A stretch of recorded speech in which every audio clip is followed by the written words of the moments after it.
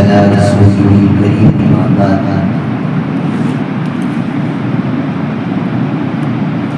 أعوذ بالله من الشيطان الرجيم بسم الله الرحمن الرحيم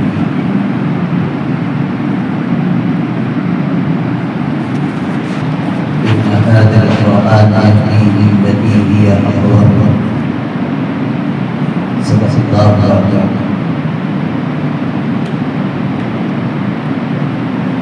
تمام تعریفیں اس پاک خداوند عالم کے لیے جس نے کائنات کے خزانہ کو اللہ نے اپنے کلام میں پوشیدہ رکھا ہے. درود و سلام آقا عالم سرکار دو عالم حضرت محمد رسول اللہ صلی اللہ علیہ وسلم کی ذات پر جن کے ہر قول و فعل میں اللہ تبارک و تعالیٰ نے دنیا و آخرت کی تمام حکمتوں کو اللہ نے چھپا رکھا. حضرات کرام قدر و محترم مسلمان کے نوجوان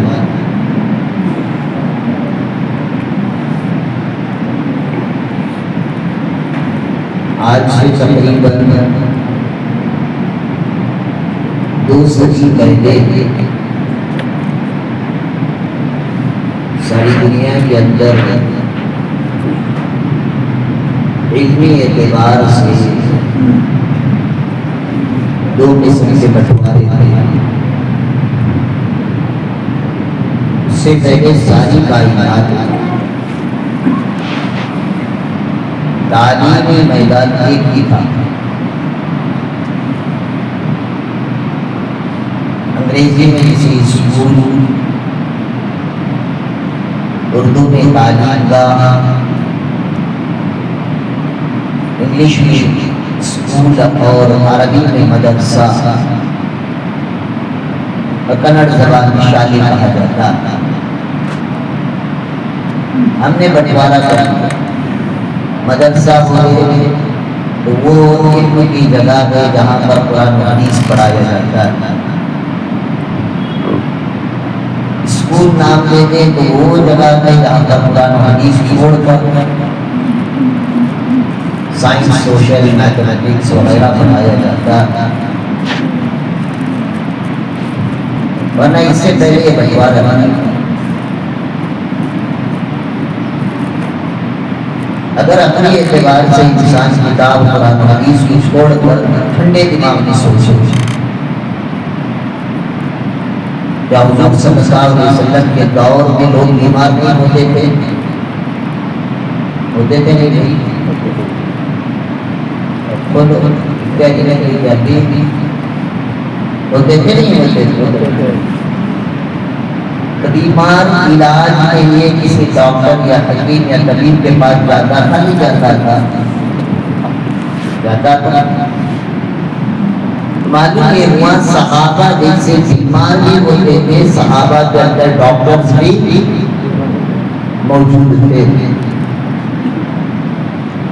حضرت عمر بن الخطاب رضی اللہ تعالیٰ عنہ کے دور میں 22 لاکھ مربع میل کی حکومت، اور سب سے پہلے دنیا میں سب سے پہلے فلائی اوور اسے کہا جاتا ہے، سے کہا جاتا ہے. یہ جو تعمیر کیا وہ دور تھا سیدنا عمر بن الخطاب رضی اللہ تعالیٰ عنہ. ابھی فلائی اوور برج یا پل باندھنے کے لیے جس آدمی کو چنا جاتا ہے اسے آج کی زبان کے اندر انجینئر کہا جاتا ہے. اور گاؤں کھیڑے دیہات کے اندر اسے مستری کہا جاتا ہے. تو کیا صحابہ کے دور میں انجینئر نہیں تھے؟ سوال کروں گی تو اپنی تھے نہیں تھے تبھی تو کنسٹرکشن ہوا. تو دنیا بھر کے جتنے کام ہیں حضرت خباب بن الارت رضی اللہ تعالی عنہ لوہے کی بھٹی میں لوہار کے یہاں کام کیا کرتے تھے.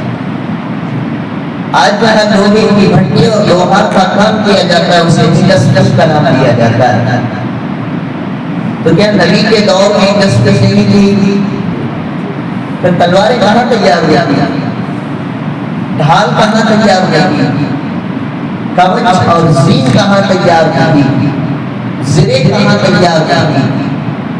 معلوم ہے قرآن کے نبی کے دور میں یہ چیزیں موجود تھیں.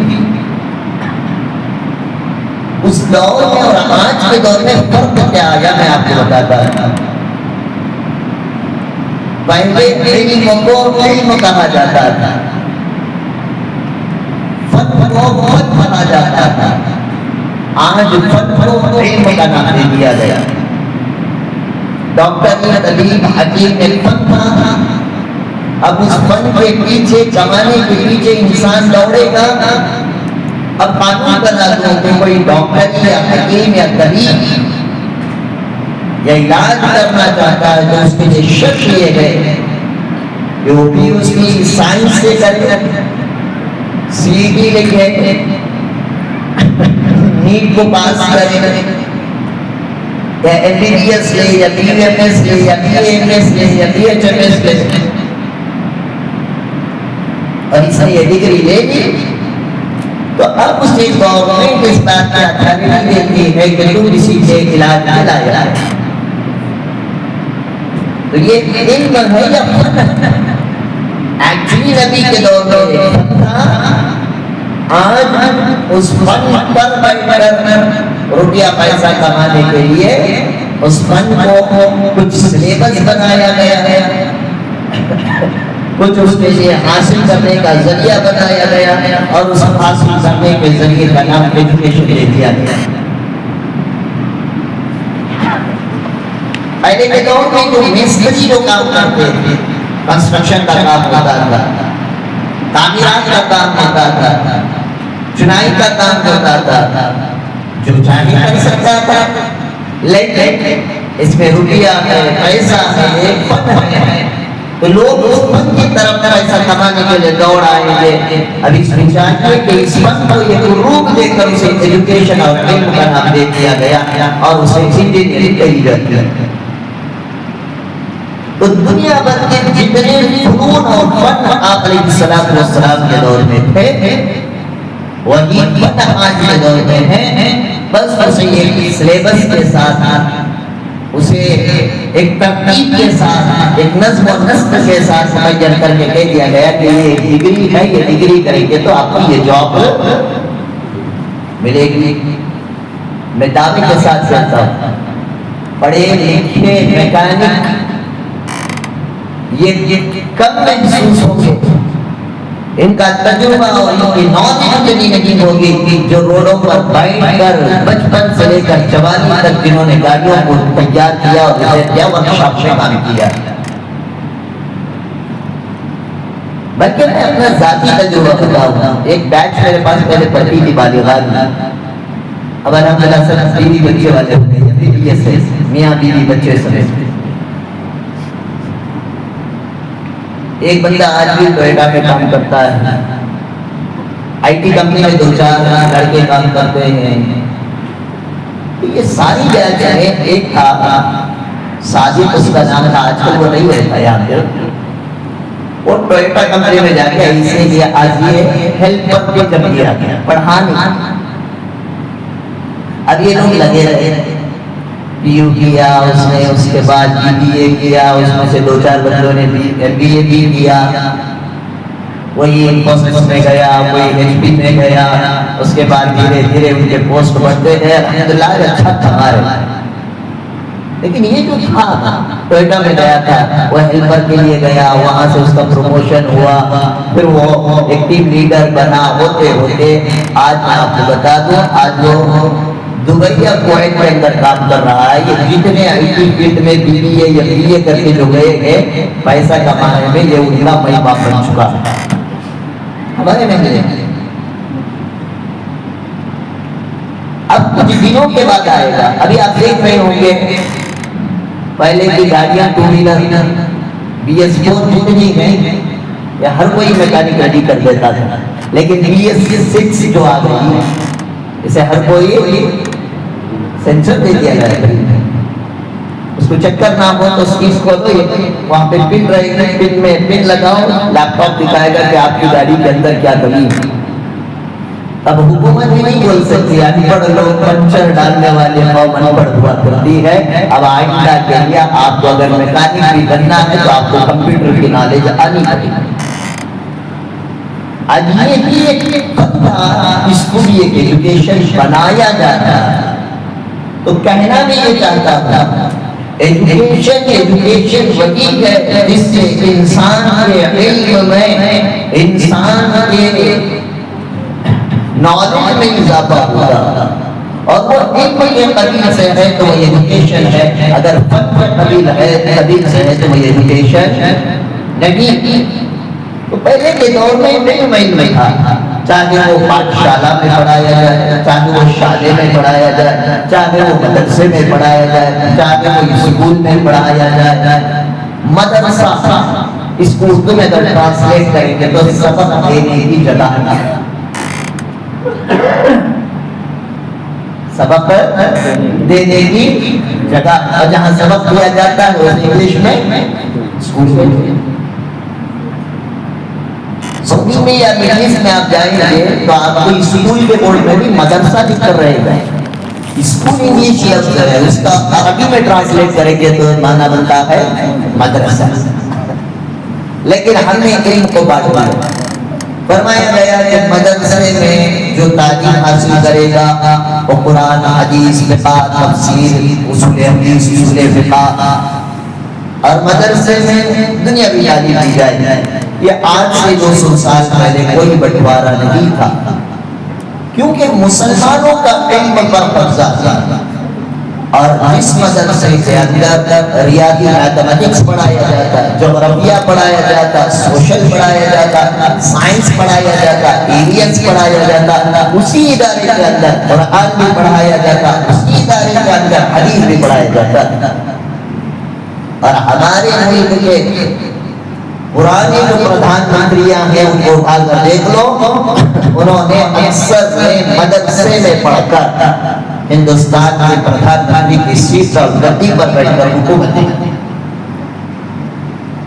تو خلاصہ کہنا یہ چاہتا ہوں، انگریز کا جب تسلط ہوا ہمارے دیش میں،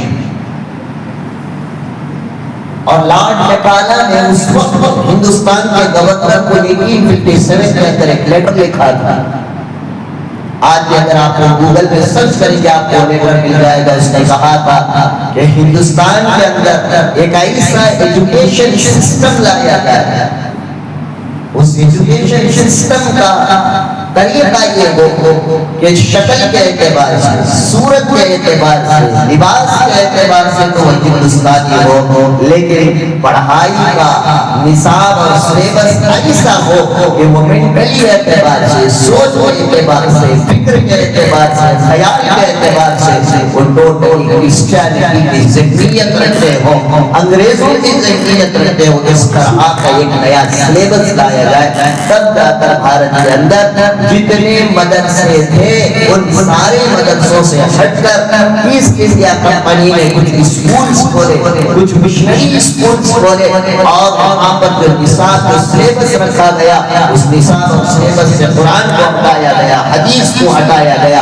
فقہ کو ہٹایا گیا، اصول فقہ، اصول حدیث، اصول تفسیر کو ختم کر کے صرف وہ ایجوکیشن جس کو آج اسکول کے اندر دیا جاتا ہے لا کر کہا اس ادارے میں جو پڑھ کر فارغ ہوگا اس کو اس انڈیا کمپنی کی طرف سے اسے سرکاری جاب، گورنمنٹ جاب، سرکاری نوکریاں دی جائے گی، تو اس وقت پڑھنے سے ہندوستان کے ایسے انسٹیٹیوشن کے اندر داخلہ لینا شروع ہو۔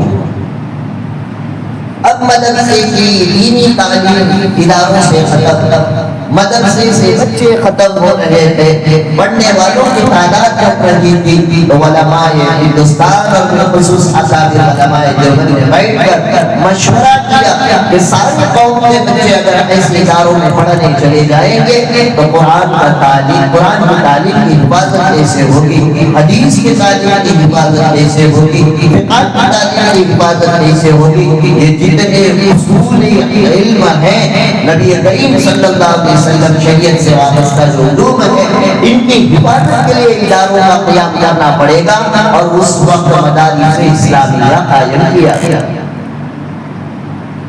ورنہ اس سے پہلے پڑھنے والا۔ اور آج بھی اگر آپ جائیں جامعہ ام القرآن کو دیکھ لیں، مدینہ یونیورسٹی کو دیکھ لیں، آپ جتنے مڈل ایسٹ کے اندر آپ کو مدرسے ملیں گے، وہ مدرسے میں مولوی بننے کے ساتھ ان کی ڈگری اسکالر نہیں بنتا، وہ عالم بننے کے ساتھ اس کے ساتھ ڈگریاں بھی ملی رہتی تھی۔ لیکن ہمارے ملک کا ایجوکیشن سسٹم ایسا آیا کہ جہاں سے سرے سے دینی تعلیم کو ختم کیا گیا، تو آج تک ہندوستان یہ سوچنے لگا کہ یہ سائنس کی تعلیم الگ ہے، قرآن کی تعلیم الگ الگ۔ جبکہ آپ سائنس اور ٹیکنالوجی کی ذہنیت رکھتے ہوئے اگر آپ قرآن کا مطالعہ کریں گے تو آپ کو سائنس کے ہزاروں فارمولات قرآن مجید کے اندر ملیں گے۔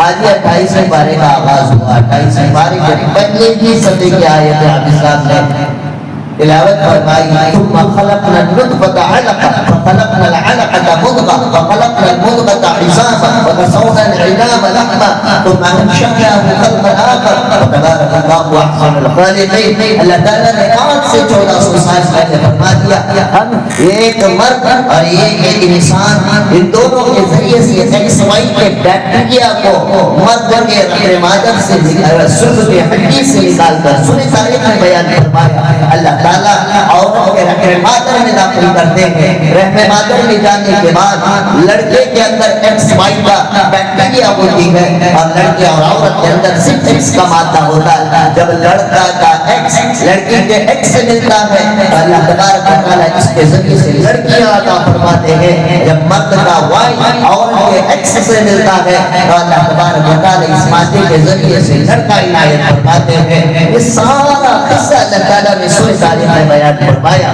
اس کے بعد اللہ تعالیٰ نے سورہ مومنون جو آیت کی آیت پڑھی گئی اس میں فرمایا کہ ہم اس مادے سے نطفہ تیار کرتے ہیں، نطفے سے علقہ تیار کیا جاتا ہے، علقہ سے مضغہ تیار کیا جاتا ہے، مضغے سے عظام بنایا جاتا ہے، پھر اس عظام اور ہڈیوں پر ہم گوشت کا لوتھڑا چڑھاتے ہیں، پھر اللہ تعالیٰ اسے ایک انسان اور بچے کی شکل میں اسے عطا فرماتے ہیں، ونفخ فیہ من الروح، اس کے بعد اللہ تعالیٰ اس کا روح ہوتے ہیں۔ تبارک اللہ احسن الخالقین۔ دیکھو کہ اللہ ایک جننے نطفے کے ذریعے سے اس طرح خوبصورت انسان کو اللہ پیدا فرماتے ہیں۔ یہ 1400 سال پہلے اللہ نے قرآن میں آیات فرمایا، اور اس وقت اللہ کے نبی صلی اللہ علیہ وسلم نے صحابہ کے درمیان ارشاد فرمایا، دیکھو جب میاں بیوی کا ملن ہوتا ہے ان کی برکت سے اللہ تعالیٰ نطفہ جب قرار ٹھہراتے ہیں، وہ نطفہ 40 دن تک اپنی شکل و حیت میں باقی رہتا ہے، نطفے سے 40 دن کے بعد وہ علقہ بنتا ہے، پھر 40 دن کے بعد وہ علقہ مضغہ بنتا ہے، پھر وہ 40 دن کے بعد مضغے کے اندر عظام ہڈیاں پیدا ہوتی ہیں، پھر 40 دن کے بعد اللہ تعالیٰ ہڈیوں کے اوپر گوشت کا لوتھڑا پیدا فرما دے۔ یہ ہر ایک دور کے بارے میں اللہ کے نبی نے فرمایا، یہ 40 دن کے ساتھ ایک چلے کے ساتھ مضغے سے علقہ، علقہ سے عظام، عظام سے لحمہ، لحمہ سے اللہ تبارک و تعالیٰ ایجاد کرنے کی مدت کے اندر انسان کو ماں کے پیٹ کے اندر ایک بچے کی شکل عنایت فرماتے ہیں، پھر اللہ تعالیٰ اس کے اندر آرگنز پیدا کرتے ہیں، دھڑکنے والا دل، جمع ہوا خون کا دل پیدا کرتے ہیں، فائبر کے ناخن پیدا کرتے ہیں، ایک الگ میٹیریل سے اللہ پاک پیدا فرماتے ہیں، اور پتھر کی طرح میٹیریل سے انسان کے دانتوں کو اللہ تعالیٰ وہ وہاں پر مقام بناتے ہیں. اپنی انسان اپنے پارٹ آف دا باڈی کے اندر دیکھ لے اللہ نے کتنے طرح کے کیمیکل سے مجھے اور آپ کو بنایا. ہم کھاتے ایک ہی کھانا ہے, اسی کھانے کے اندر اللہ نے آئرن بھی رکھا ہے, اسی کھانے کے اندر اللہ نے شوگر کی صلاحیت رکھی, کیلوریز کو پیدا کرتا ہے, اسی کھانے کے اندر اللہ تعالیٰ نے نمک اور سالٹ کو پیدا کرتا ہے, اور وہی کھانے کے اندر وٹامنس پیدا ہوتے ہیں. کھانا گیا تو یہ کہے اس کے اندر کا وٹامن الگ ہو کر اپنی جگہ پر, منرلز پیدا ہو کر اپنی جگہ پر, اس کے ذریعے سے چوٹوں کا آئرن پیدا ہونا وہ پیدا ہو کر اور پوری جگہ پر جا کر انسان کی پوری پارٹ آف دا باڈی کو اللہ تعالیٰ نے بیلنس نظر کر رکھا ہے. اس چیز کو انگریزی زبان میں سائنس کا علم کہا جاتا ہے. اللہ تعالیٰ نے اس علم کو 1400 سال پہلے 100 دنوں میں بیان فرما دیا. اسی لیے جب ڈاکٹر کاسکیو نے جغرافیائی اعتبار سے دنیا کے اندر ایک نئی تحقیق اور ریسرچ کو جب پکڑا تھا کہ دو سمندر ایک جگہ پر آ کر ملتے ہیں, آپ نے انٹرنیٹ کی دنیا میں واٹس ایپ میں کئی سارے ویڈیوز بھی دیکھا ہوگا, دو کلر کے سمندر ایک جگہ میں ملتے ہیں, ایک طرف کا پانی گدلے کلر کا ہے اور ایک طرف کا پانی بڑا صاف شفاف ہے, اور دونوں سمندروں کے پانی کا ذائقہ الگ ہے. ایک سمندر کا پانی کھارا اور دوسرے سمندر کا پانی میٹھا, اور یہ دونوں ملتے تو ہیں لیکن ایک دوسرے کے اندر پانی جا کر خلط ملط نہیں ہوتا. سائنسدانوں نے کوشش کی اور اس کی تحقیق اور ریسرچ کرنے والا ڈاکٹر کاسکیو تھا جو عراق کا بڑا ہونہار ایک سائنسسٹ تھا. جب اس نے اس کی تحقیق کی, دنیا بھر کے سائنسدانوں کو بلا کر اس نے اس بڑی پارٹی رکھ کر کہا دیکھو میں نے دنیا کے اندر ایک نئی کھوج اور اپنی سائنس سے ایک نئی چیز کو میں نے تحقیق کیا. کہا کہ پورا سمندر کے اتنے میٹر کے فاصلے پر جغرافیائی اعتبار سے 20 کا نارتھ اور ساؤتھ کے اتنے حصے پر آپ جائیں گے, دو سمندروں کا ملن ہوتا ہے لیکن ایک دوسرے کا پانی ایک دوسرے سے ساتھ خلط ملط نہیں ہوتا. اور وہ آنے ہوئے تمام سائنسدانوں میں ڈاکٹر موریسس ایک سائنسدان بھی آیا تھا. اس نے جب پوری پارٹی ہو گئی اس نے خطاب کیا, اپنا آخری صدارت خطاب کرتے ہوئے فرمایا کہ ڈاکٹر موریسس نے جس چیز کی تحقیق کی ہے یہ کوئی آج میں نہیں بنائی تحقیق نہیں ہے. میں توریت بھی پڑھا ہوں, انجیل بھی پڑھا ہوں, قرآن بھی پڑھا ہوا ہوں, لیکن اللہ تعالیٰ نے جس کو مسلمان اللہ کی کتاب مانتے ہیں اس قرآن مجید کے سورہ احزاب کے اندر آج سے 1400 سال پہلے اللہ تعالیٰ نے یہ تذکرہ فرما دیا هذا عذب الفرات وهذا ملح العجان وجعل بينهما حجرا محجورا. اللہ تعالیٰ نے ایک طرف کھارے پانی کو رکھا ہے اور ایک طرف میٹھے پانی کو رکھا ہے, اور ان دونوں پانی کے درمیان اللہ تعالیٰ نے ایک باریک سا پردہ اور ایک پانی چیز بنا رکھی ہے جس کی وجہ سے یہ سمندر کا پانی اس میں شامل نہیں ہوتا اور یہ سمندر کا پانی اس میں شامل نہیں ہوتا. اس ساری تحقیق کو ڈاکٹر موریسس نے بیان کرنے کے بعد اخیر میں اس نے کہا کہ میں نے کتاب لکھی ہے توریت, انجیل اور قرآن کے عنوان پر, اور اس کا مطالعہ کر کر دیکھ لینا. قرآن میں سائنس کے جتنے فارمولے موجود ہیں وہ سارے میں نے اپنی کتاب کے اندر بیان فرمائے. فرمانے کے بعد آخری میں ڈاکٹر موریسس نے تمہیں اور مجھے اور مسلم کو ایک میسج دیتے ہوئے فرمایا آج کے دور کا مسلمان انتہائی درجے کا خوش نصیب ہے, اور اسی طرح آج کے دور کا مسلمان انتہائی درجے کا بد نصیب بھی ہے. لوگوں نے تعجب سے دیکھا تو فرمایا آپ تعجب نہ کریں, میں آپ کے تعجب ہونے کا جواب دوں گا. انتہائی خوش نصیب اس لیے ہے کہ آج اس دور کے اندر سائنس اور ٹیکنالوجی سے دیگر قومیں ترقی کی طرف جا رہی ہیں. اللہ نے 1400 سال پہلے وفات میں قرآن میں بیان کر دیے, اس لیے مسلمان خوش نصیب ہے. بد نصیب اس لیے ہے کہ جس قوم کی کتاب کے اندر اللہ نے یہ فارمولے بیان فرمائے وہ قوم اس قرآن کو کھول کر اس کے ترجمے کو نہیں دیکھتی, اس کے ریسرچ کی باتوں پر تحقیق اور ریسرچ نہیں کرتی, جس کی وجہ سے آج وہ قوم مسلم پیچھے کھڑی ہے اور دیگر قومیں اس قرآن کے ذریعے سے آگے بڑھتی جا رہی. یہاں سے مجھے اور آپ کو سبق یہ لینا ہے کہ دین کی تعلیم کی دنیا کی تعلیم کا بٹوارا چھوڑے.